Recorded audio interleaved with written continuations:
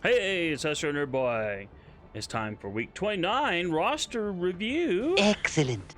And we are at 4.2, almost 4.2 million total power collection. Now, if we look on my YouTube channel, last week's video, you see that we were just under the 4 million. We were right at 4 million.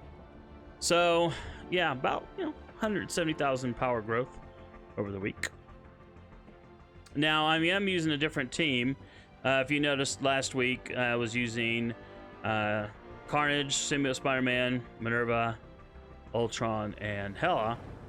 I've kind of swapped it out, took Minerva out and put Phoenix in.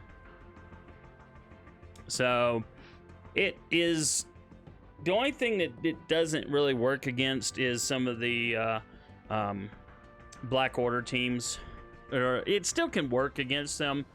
I think it's Ebony Maw that puts an ability block on Phoenix when she goes to Dark Phoenix, so she can't use her middle ability immediately, or her ultimate ability for that matter.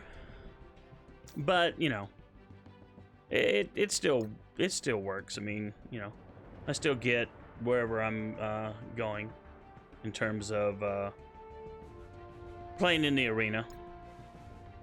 Now on defense, we'll just look at this real quick. I did pull a 6 red star Thanos, so I put Thanos back on defense with Phoenix out here as well, and Ebony Maw. I mean, not Ebony Maw. Minerva. So I mean, any defense can be beaten, but this one holds a little bit better than the previous defense that I had. So anyway, so let's look at the roster. Now, what's going on here is we've got Hela and Loki and Sif still pushing to get them to 7 stars. And as you see, Hela and Loki are just painfully slow on the farming. Although I will notice that, and I will say that they're still hanging out about the same level. I have not of late been getting a lot of misses on Hela. For a while there, I was miss after miss after miss on Hela, and it was really disgusting. But after I got her to 6 stars, it's been kind of consistent that she's been getting stuff. Even if she misses, the amount of misses between Hela and Loki seem to be about the same. Whereas before, her drop rate seemed to be much lower than Loki's. So, but whatever. It's gonna take forever to get them to 7 stars. I hate having to farm them to 7 stars, but a 7 red star Black Bolt demands it. So, gotta do what you gotta do. But anyway, it won't take that much longer to get Sif. Yeah, maybe another month, I predict. But we'll see. Now for Colossus, we're not star farming him anymore, but it's just like it's been. It's the rares, which I got a few rares, but that's still going to be an issue. But it's these mini uniques here. And I've got a few more of these, but I think I'm still going to need more. But it's going to take a while to get him to gear 14. Now I will have a video up where I make my entry into Dark Dimension 3 without Colossus. I will need him once I hit the global nodes, but for the anything goes nodes, I don't need him, so I'm going to push forward on those just to try to get them done and get some of the gold and the gold orbs out of that. Because, you can never have enough gold in this game. Karnak. Slow farm to 6 stars.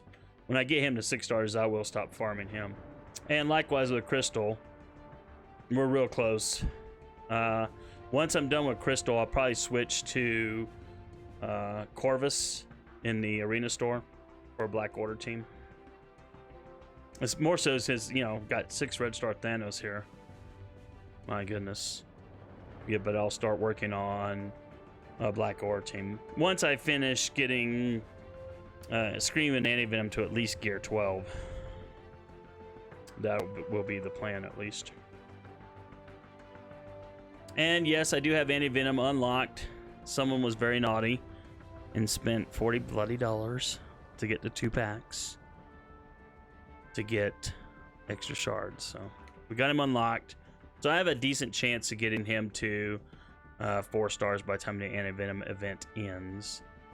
The Scream event is over, of course. I opened up the last of the Scream event orbs today. The orb video will come out later. You can see that for week 29 as well. Not nearly as many Scream shards this time last week in the week 28 orb video. My goodness, we had Scream shards galore. It was astounding, but you know, this week was pretty much kind of what you would expect out of these event orbs. Not a whole lot. Something, but not a whole lot. So it'll be a while probably before I get her to 5-star. But that's that. So that is where we're at in terms of farming. And like I said, we'll worry about Black Order once we get Ebony Maw unlocked. By that time, I'm hoping I'll have these 2 up to, you know, level 71 gear 12. We'll have to stop there because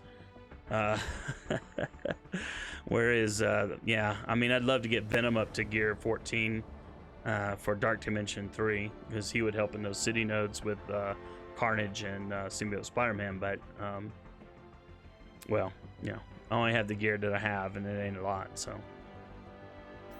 now one thing I do want to point out is if we go into the campaign nodes, there are only 2 nodes that I've not finished now. One of them is just because I just haven't felt like it, and that's this node. I don't actually foresee this being a problem. I don't remember what the restrictions are for this, but regardless, the only reason I have it is because I'm not farming Ironheart. Don't care. You know, don't need these pieces. Don't need these pieces. You know, so it's not even been on my radar to even bother with it. I should just for completion purposes.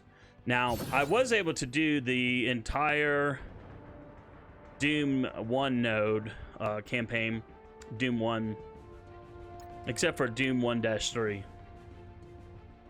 Now, to get through the first 2 nodes here, I had to gear up Beast. I only have a 3-star Beast, but with 3 red stars. I got him up to gear 11, and that got me through these first 2 nodes. But this 3rd node here, bloody X-23 wrecks him, even under stealth, because I think it's her ultimate. She basically goes through stealth, and then she basically butchers the character to death because she can attack him like 5 times. So Beast has no chance at 3 stars, even with 3 red stars. So, and I just didn't feel like we did it earlier in my Twitch stream. We did some experimenting, but I decided that, you know what, screw it. I do need the SBCs, no doubt. Another node to farm them would be nice. Probably a node to farm these would be nice for skill. Definitely a node for these, since I've been working on some X-Men, and I would like to juice up my X-Men at some point to gear 12. But you know, it's not the end of the world. I can 2-star it if I need to. I can just auto fight it. It'll take a while, but you know, I can if I need to get through. Now, I didn't have any problem here. These next 3 nodes, Guardians, I think, is what I used for the most part, and just it was not bad at all, to be honest. Now, for these nodes, I used a combination of Shield and Wave 1 Avengers, and I think I still have it queued up. Let's see. May not. Yeah. So this was the team I used. Now, the weak point was my Shield Medic, but I geared her up to gear 11 and gave her a little bit more ISO to give her some more health, just so she could survive a bit more. And then I was able to get through even the Negasonic. Now that I did not say the N-word, I could call her ultrasonic or something else. Some other Sonic the Hedgehog. Got a purple kind of dude there. But anyway, when I start working on X-Force, at least I've got her node unlocked now. So if I want to go for Doc Ock, I was worried about this because this was going to be my weak point, but I got it. So now then I can actually think about possibly farming for Doc Ock. But we do have the other two. This one right here, really nice to have a node to farm that. Not gonna lie. So now then I don't worry about buying these anymore, these mini uniques, when I see them anywhere, because I've got a node that I can actually farm them. And the drop rates have not been bad, to be honest. So, and it's perfect because I needed tons of these too. So 400 may seem like a lot, but for a gear 14 character, you know, you need like at least 150 for one piece. So there you go. Anyway, so let's look like we usually do in Blitz, and let's go to the lineup here. Let's see what kind of changes have gone on. Now, like I said, we did the orb opening video first tonight. Like I said, I stream this live on Twitch every Monday night, 6 p.m. Mountain Time. So you're free to come by and hang out with me. We talk about all kinds of things. A lot of times it's anime. But anyway, so because we already did some orb openings, there were some slight shifts here. Not anything too radical, but no real change here. Their power level is only going up because of whatever Stark Tech I work on. That's about it. That's the only reason their power level is going up. Kind of the same thing here. I mean, it makes me weep. I mean, here you have a top 10 character and at least a top 25 character sitting here languishing down here. And the only reason she got geared up because I thought I was going to need to use her for X-Men, Phoenix, but at the end of the day, I ended up not needing her. So I probably should juice them up just a bit more, just to make them a little bit more power balanced and more of a something I could use. Right now, this team can only be used in the first time I go through Blitz. I don't use this team on the second round because it's just too weak. So, no change here. No change on Hydra. Bloody Hand, nothing. It's going to be hilarious, though, if they do a rework on these. Like, there's a rumor that the Hand team will get some sort of rework. But no change on Supernatural. Be pretty wild if they do add, what's his face? The vampire hunter. Was it Blade? My brain's not working now. To replace Wanda, and then Wanda and Vision go into a new team. That would be pretty cool. Rubbish team number 1, again, no change. Although there's going to be the Pym Tech. So, you know, you've had these two, you know, rubbish characters who are probably going to have some value. And I think I've seen some of the in-game players starting to put some resources into these characters now because, you know, Yellow Jacket's going to be coming to the game, and then 2 other characters. So, you know, so they'll have a home and actually be useful.